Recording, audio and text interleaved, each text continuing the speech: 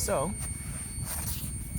I'm Davi, and this is called an acu-masseur, and I use this tool a lot for my, mostly for my neck, and also for my legs.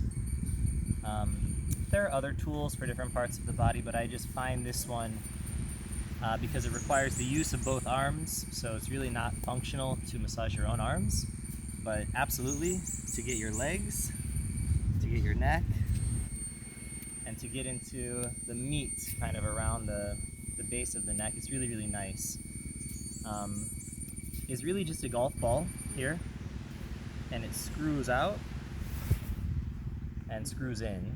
So I'm going to adjust into the largest of these three holes to create more space in between the two balls.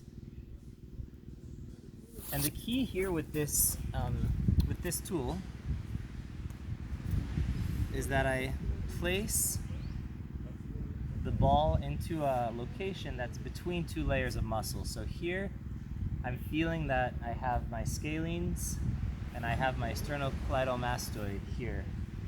And I'm putting the ball in between these two muscles.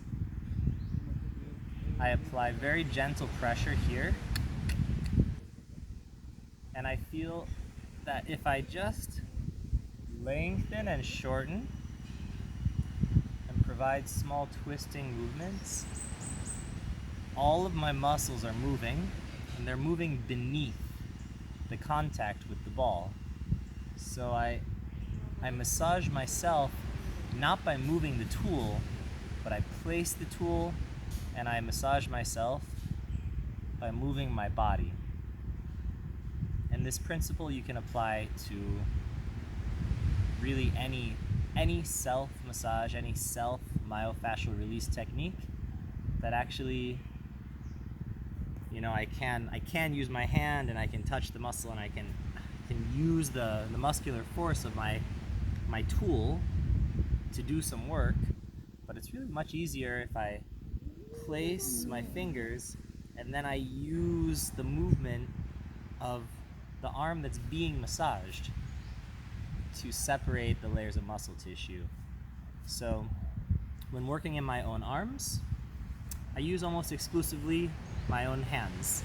It's also possible to use a lacrosse ball or a roller in the forearms, but I don't feel any need to do so because I've trained my hands mostly through rock climbing and bouldering to be very strong, and I've trained my shoulders, again, mostly through rock climbing and bouldering, to really seat them in the socket so I can touch here and I can rotate and move, and my right arm is doing almost nothing. My left arm is rotating. So what I advocate is that you be as lazy as possible and use the minimum amount of effort to achieve the desired result. This tool can be ordered online. I think it's $40 or $50. I've had this one for several years. As long as you use it correctly, they're quite resilient. I did bring one of these with me to Burning Man one year, and somebody found it and thought that it was a strengthening tool, and they snapped it in half.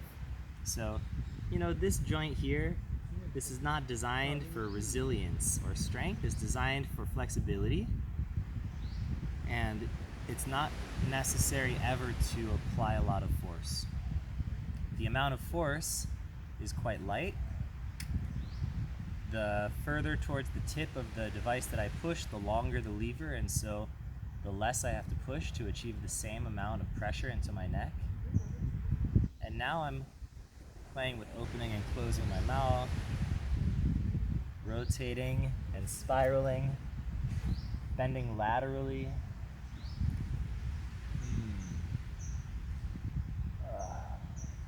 Bending in both the sagittal and the frontal planes. And of course, finding rotation and combining these movements so I can rotate and bend, or I can bend and rotate. And doing the movements in different orders and in different combinations causes the layers of muscle to activate and to move in different relationships to each other. And in a healthy body, every muscle in the body can move with some degree of freedom in relationship to the other structures around it, the other muscles, the bones, the ligaments, the tendons, the nerves, the arteries. The body is definitely held by layers of fascia, and it's good that they're connected. You know, you can imagine that there's like a spider web that allows these muscles to move a certain amount in relationship to each other, but there is also a maximum amount of movement. And when we reach that maximum amount of movement, the fascia that connects it is stretched. It's like an elastic band. So these muscles move in relationship to each other. They reach the maximum movement, and in this location, there's tension in the system, such that in relaxation, the natural tension in the system draws the body back into its previous shape. And really, if we start from neutral, we twist them against each other, tension builds, then I release, then actually it won't just come back to the starting position. The momentum of that elasticity will cause them to continue to travel until they reach the maximum stretch and elasticity in the opposite movement. So movement is really key to maintaining health, to maintaining circulation, to maintaining the feeling of softness and ease in the body.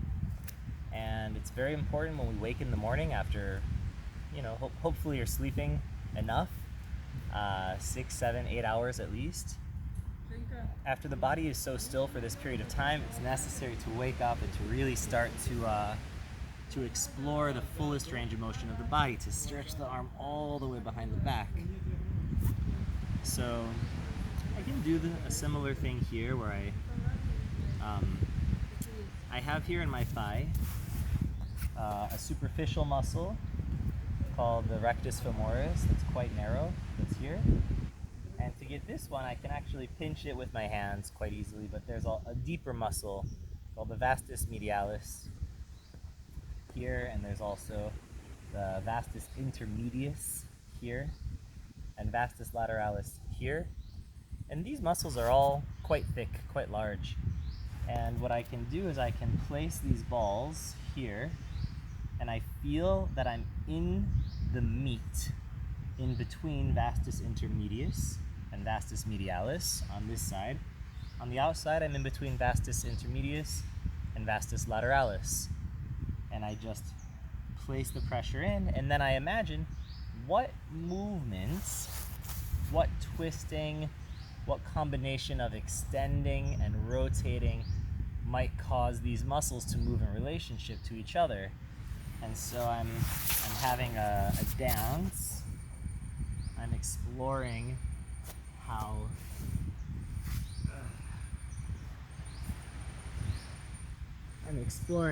when I have this pressure in, there, into the full extension, I feel the muscles really shearing and separating against each other. So I imagine many of you are at home right now, thanks to this social distancing and quarantine policies that are in place all over the world right now. And I think it's really important that instead of resorting to sedentary behavior, instead of sitting on the couch or in a chair and watching television or YouTube or whatever, that we mobilize our bodies and that we make use of tools that we have. And if you don't have anything in your home to use for self-massage, that's actually not true.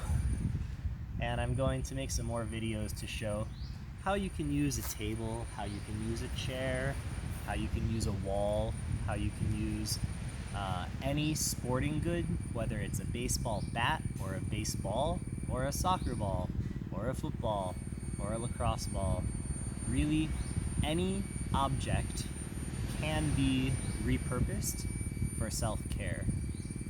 So stay tuned for the Mundane Objects Self-Care series. And I'm just going to keep cranking videos out while I'm here on this island.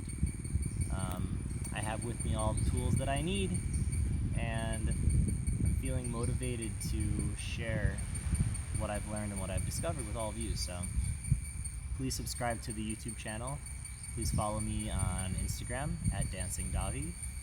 And yeah, let's all get healthy together. What do you think?